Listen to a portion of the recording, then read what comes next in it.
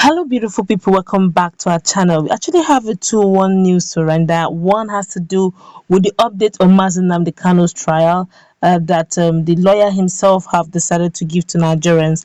And of course, IPOB themselves have responded to the allegations being made by the Pandev president, and the lambasting is not to do so much things where revealed, the roles being played during the Biafran and Nigerian civil war, and so many other things. We're going to try to combine them into one. But before we go to the newspaper, like it, subscribe to our channel by clicking on the red subscribe button beside it. You see a bell notification icon. Please go ahead, click on it to get notified as soon as we update our channel on YouTube. Pardon my speed. I'm trying to combat all into one. But let's start with what the update on Nnamdi Kanu. The leader of the indigenous people of Biafra, Nnamdi Kanu, is set to appear in court on Monday, July 26th, as earlier scheduled.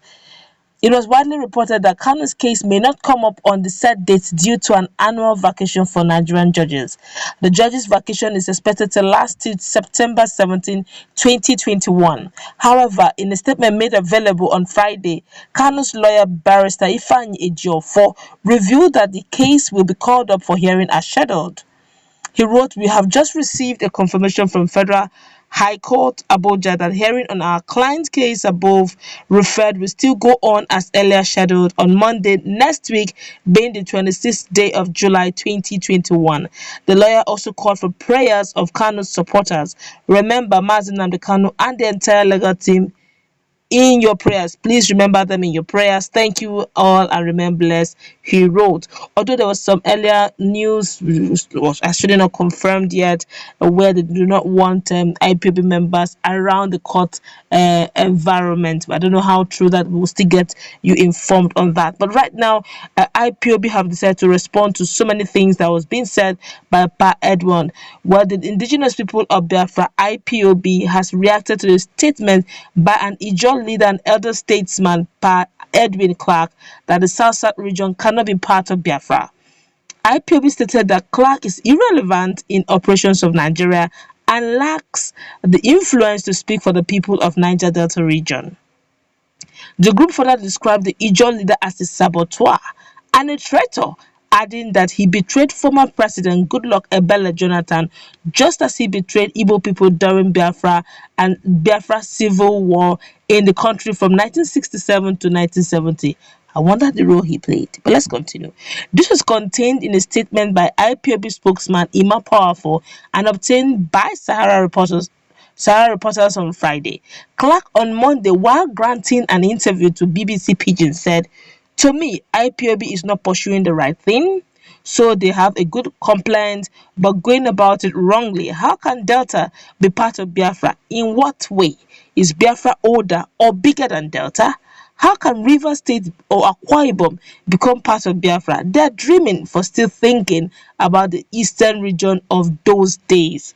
In its reaction, IPOB said the attention of the global family of the indigenous people of Biafra, IPOB, ably led by our great leader, Nnamdi Kanu, has come across a statement credited to Edwin Clark during his BBC Pidgin English interview, where he said that Niger Delta is not part of Biafra. "We are disappointed by such a statement coming from a supposed elder statesman like Edwin Clark. Though he betrayed Biafra during the war of 1967 to 1970 against his brothers and sisters in and today, where is Edwin Clark in the scheme of things in Nigeria? Only the monthly salary Fulani slave masters placed him for betraying his people then. But Biafra will come. Edwin Clark will fail in his betrayal salary getting from the enemy and on the blood of his people, but he must know that he cannot stop Biafra with his inconsequential utterances. He cannot stop because he was paid to do so. We know his job and DNA is betrayal and sabotage. Even he sabotaged his own brother, that's former President Goodluck Ebele Jonathan, as president of Nigeria." How did they know that one? Where did they get this kind of very strong allegation? How did he sabotage Goodluck Ebele Jonathan? But let's continue with the news. We'll look at that later. He always takes sabotage and betrayal as norms. It is unbelievable and unfortunate. He continues doing this until younger generation knew that it is his hobby. The likes of Edwin Clark are the reason Biafra is being treated as slaves in their own domain today.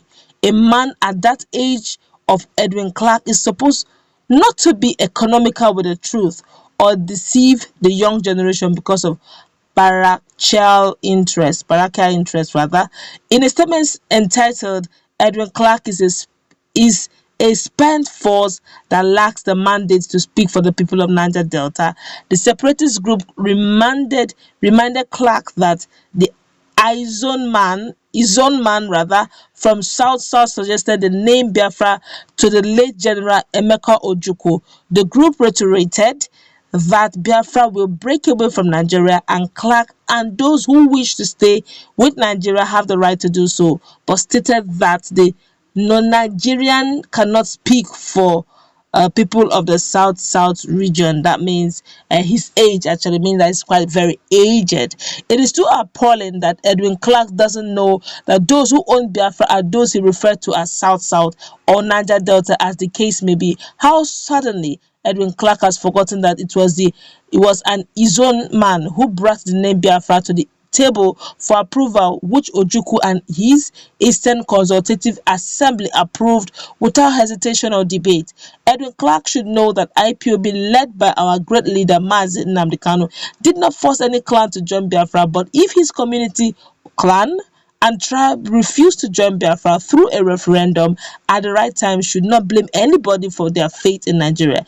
By the time Biafra will exit Nigeria through a referendum, any clan in the so-called Niger Delta that refuses to be liberated from the Nigerian bondage should get ready to serve the Fulani as slaves forever.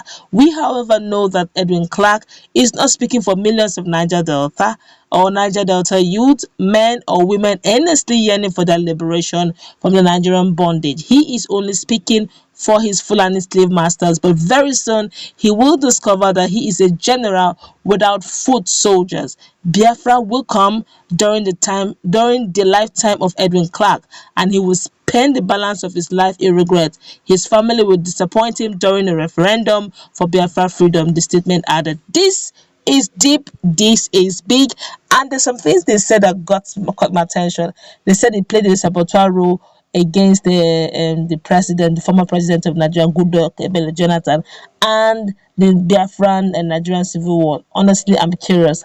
How did it happen? What role did he play? He didn't expatiate on that. So I guess those who understand history or those who knew about history or the role he played in the political scheme should meet us in the comment section. This is quite a heavy and a strong allegation being leveled against him. And of course, we'll keep you updated as soon as Nnamdi Kanu's case hearing begins. And of course, I know that IPOB is already ready. They are ready to give it all in their all. Let's meet in that comment.